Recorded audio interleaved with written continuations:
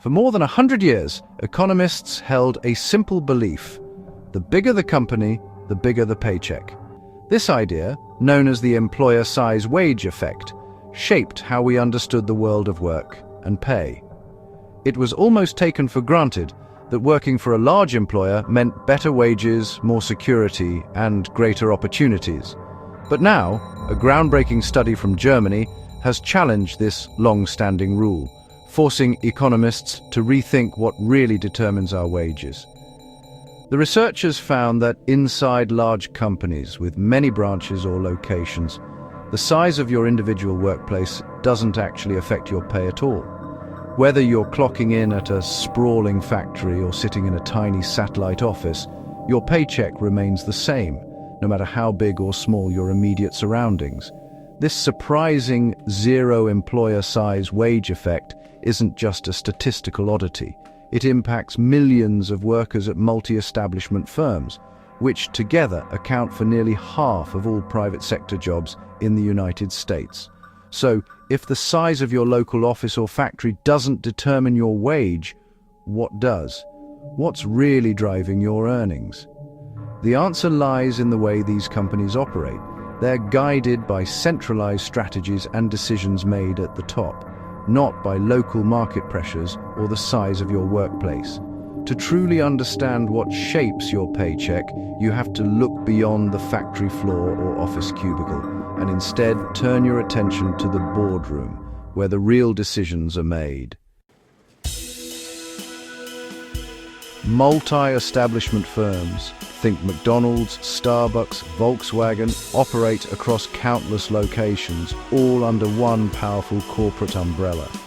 These companies are everywhere, from bustling city centers to quiet suburban corners, shaping the way we work and shop. Within these sprawling organizations, some branches are massive, employing hundreds, while others are tiny, with just a handful of staff. They're scattered across regions with vastly different local wages, costs of living, and economic conditions. Unlike single-location businesses, which must closely match local pay rates to attract workers, MEFs face a strategic choice. Should they adapt to each market's unique conditions or enforce a single, company-wide policy for all?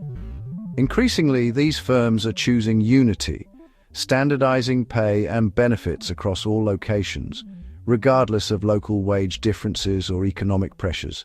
This creates a unique tension.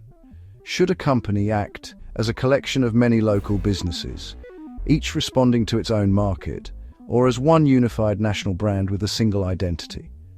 The evidence is clear. Most MEFs prioritize their unified identity, believing it strengthens their brand and simplifies management. The result? Employees' wages and working conditions are shaped far more by centralized corporate policy than by the realities of their local economies. This quiet but powerful shift is transforming the labor market, influencing how millions of people experience work in today's interconnected world.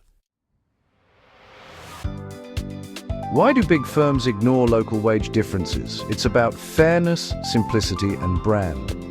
Standardized pay prevents resentment among employees who compare notes across locations. It also streamlines payroll and makes it easier to transfer staff between branches. For companies like Starbucks, consistent pay reinforces their brand and values. The trade-off: overpaying in low-wage areas, underpaying in high-wage ones. But for these firms, the benefits of unity and simplicity outweigh the costs. They solve staffing challenges with creativity, not just cash. If big companies won't raise wages to fill tough jobs, how do they hire? They double down on recruiting: more ads, more recruiters, more hiring events. They sell their brand, career growth, benefits, and a supportive culture. Perks like training, tuition help, and flexible schedules become key selling points. Sometimes they accept slower hiring or use temps and automation to fill gaps. The classic pay more to get more workers model is outdated for these firms. Instead, they attract talent through branding, benefits, and patience. Standardized pay creates winners and losers. reshaping the landscape of opportunity for workers everywhere. Workers in small, low-wage locations often see a significant pay boost, gaining access to salaries that were once out of reach. Meanwhile, those in big, high-wage cities may find themselves earning less than what local competitors offer, making it harder to keep up with the rising cost of living. This shift can encourage top talent in major cities to look elsewhere for better pay, while at the same time, it boosts retention and satisfaction in smaller towns where opportunities were once limited. When a MEF opens a branch in a low-wage area, it can raise local pay standards, creating new possibilities for workers and even inspiring other businesses to follow suit. But expanding in high-wage cities rarely changes the local wage landscape, since established pay rates and competition remain strong. For companies, the choice is clear: operate as a unified brand and invest in non-wage perks like flexible schedules, wellness programs, or career development to attract and keep top talent. For workers, your paycheck is shaped less by your local market and more by decisions made at corporate HQ, often far from where you live and work.